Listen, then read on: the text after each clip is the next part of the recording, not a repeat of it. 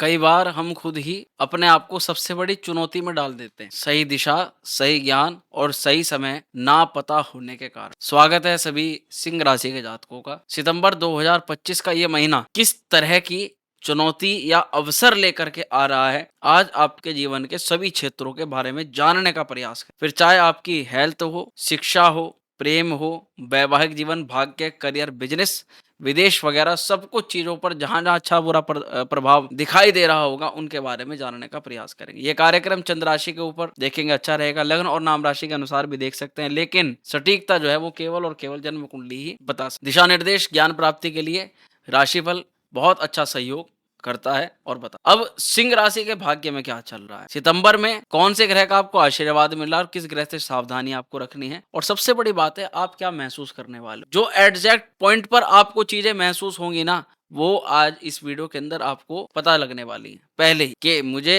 1 सितंबर से लेकर के पूरे सितंबर महीने तक ये अनुभव होंगे।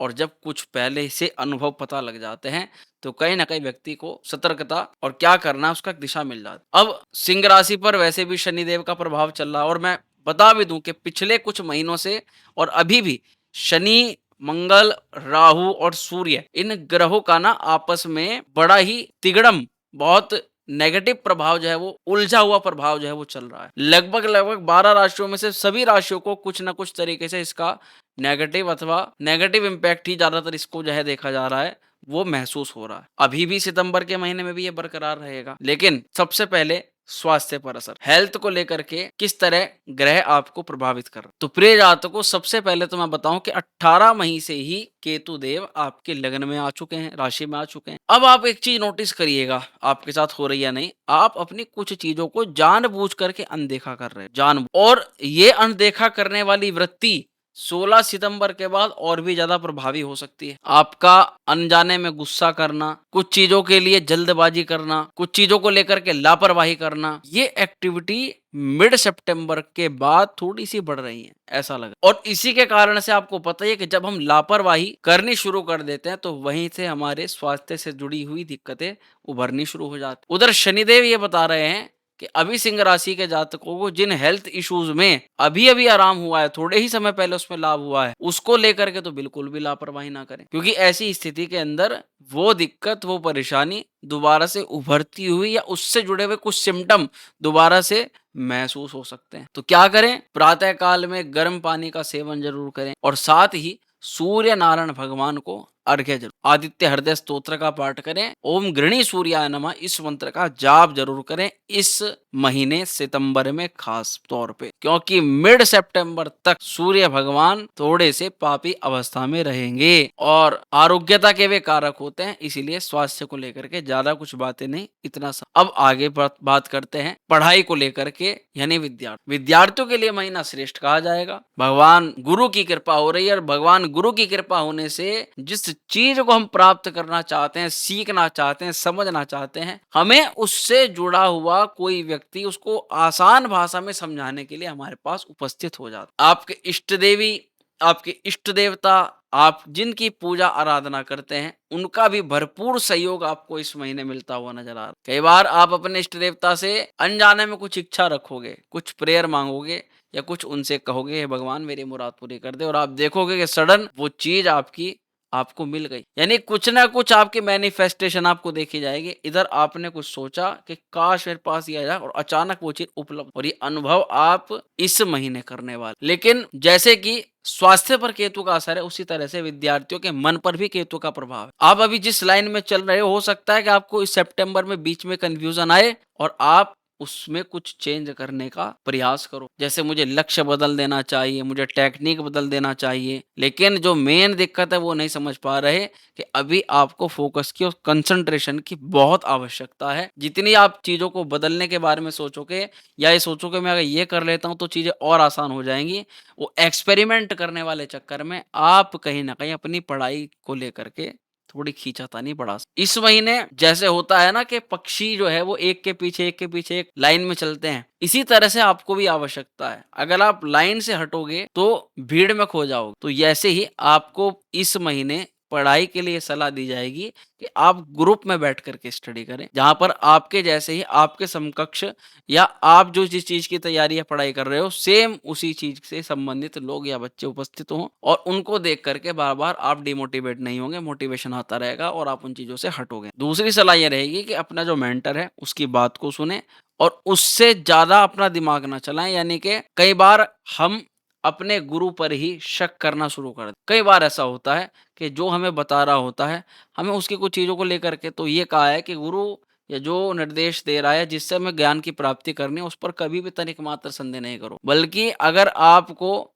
कुछ चीज़ें वहाँ से प्राप्त नहीं हो रही, तो आप दूसरी जगह से प्राप्त कर लो, लेकिन उस पर संदेह मत। तो गुरु की आज्ञा मानना इस समय आपका सबसे बड़ा धर्म होने वाला है। अब इसी कड़ी में आगे बढ़ते हैं और आपके प्रेम संबंधों को थोड़ा-सा जानने का प्रयास करेंगे। जितने भी हमारे सिंह राशि के जातक हैं, कई बार ये अपने भावों को प्रकट नहीं कर पाते। अंदर इनके प्यार होता है, उस प्यार को प्रकट नहीं कर पाते। कई बार अंदर गुस्सा होता है, तो उसको अंदर ही अंदर ये पीते रहते हैं। अब सिंह राशि सब चीज़ों को बर्दाश्त कर सकते हैं, लेकिन क्रोध को बर्दाश्त करना इनके लिए बहुत बड़ी चुनौती हो जाती है। तो जब भी सिंह राशि का जब काम खराब होता है, तो ये गुस्सा या जल्दबाजी या क्रोध में आकर के ये सिंह राशि के जातक कुछ ऐसा डिसीजन या कुछ ऐसा लेते हैं, जिसके कारण से इनके कार्य में दिक्कत आ जाती है। अब प्रेम संबंधों की अगर बात करें, तो 20 सितंबर तक का समय समझो। इस समय तक आप प्रेम को लेकर के जितनी इच्छाएँ प्रदर्शित करने की कोशिश करोगे या मन में जितना सोचोगे कि ये हो जाए, वो हो जाए, चीज़ें उससे बिल्कुल अपोज़िट ही दिखाई यहाँ भावनात्मक दूरी इस समय आपकी बन रही है आपके आपके पार्टनर के साथ,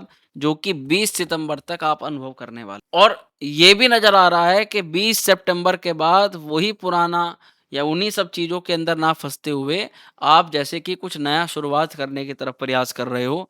कोई नया फ्रेंड बन रहा है, किसी से आपकी मित्रता हो रही है, कहीं से आपकी बात हो रही है, कहीं से संबंध स्थापित हो रहा है और ऑनलाइन माध्यम से भी कुछ ना कुछ एक्टिविटी आपकी चल रही है। इस समय अगर आप अपने संबंध को बचाना चाहते हो, तो जब आप अपने मन की फीलिंग की कोई भी बात अपने पार्टनर से करें, उस समय काल परिस्थिति ज़रूर आप जो बोल रहे हो, सामने वाला उस समय अच्छे मूड में है या नहीं है, परिस्थिति क्या है, वो उस चीज़ को समझ सकता है, नहीं समझ सकता, तभी इस तरह की बात करें।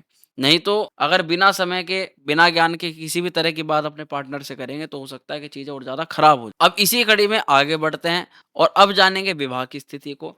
जितने भी हमारे वैवाहिक जीवन के लोग हैं, भैया बहुत परेशान होते हैं कई बार जब पति और पत्नी के बीच में लड़ाई, युद्ध कहा-सुनी। कारण ये होता है कि आपकी थोड़ी-सी लड़ाई के कारण से पार्टनर का करियर या वो प्रोफ़ेशन वाली स्थिति पर भी उसका फ़र्क पड़ता है। अब वैसे तो एक गाड़ी के 4 पहिए होते हैं, बाइक के 2 होते हैं। पति-पत्नी इसी तरह से एक भी पहिए को निकाल दो तो गाड़ी चलेगी ही नहीं। अगर ये सोचेंगे पार्टनर को उठा कर के करियर बढ़िया कर लें, बिल्कुल नहीं। करियर को छोड़ कर के पार्टनर को देख लेंगे तो भैया वो भी तो आदमी भी 2 तरफ जो है पिसता है, लेकिन ये जो महिला होती हैं इनको भी भावनात्मक सपोर्ट की आवश्यकता हो। ये देखा गया है कि पुरुषों के प्रति महिलाएँ जो हैं वो ज़्यादा भावनात्मक होती हैं और इसलिए उन चीज़ों को दिल पर ले अब ऐसी ही स्थिति में पति और पत्नी का संबंध अगर खराब हो, तो भैया पति का भी मन नहीं लगेगा, वो करियर में देखेगा, वहाँ पर भी उसको दिक्कत आएगी। अब आपकी राशि क्या दिखाई दे रही है इस महीने कि एक तो पहले से लगन, ऊपर से सप्तम स्थान कर रहा और मिड सितंबर तक मैं थोड़ा ज़्यादा सावधान करूँगा। मिड सितंबर तक यहाँ पर तना-तनी, खींचा-खाची ज़्यादा हो सकती है। पार्टनर में या आप में भी बहुत ज़्यादा गुस्सा और एकदम से आवेग आने वाली स्थिति भी आप अनुभव करोगे कि ज़रा-सा आपको पार्टनर ने कुछ कहा नहीं कि आप तिलमिला गए या आपने उसको कुछ रिएक्ट किया तो पार्टनर भी उल्टे तरीके से आपको अपने बिहेव के अंदर चेंजेस ला करके आपको गुस्सा दिला रहे हैं।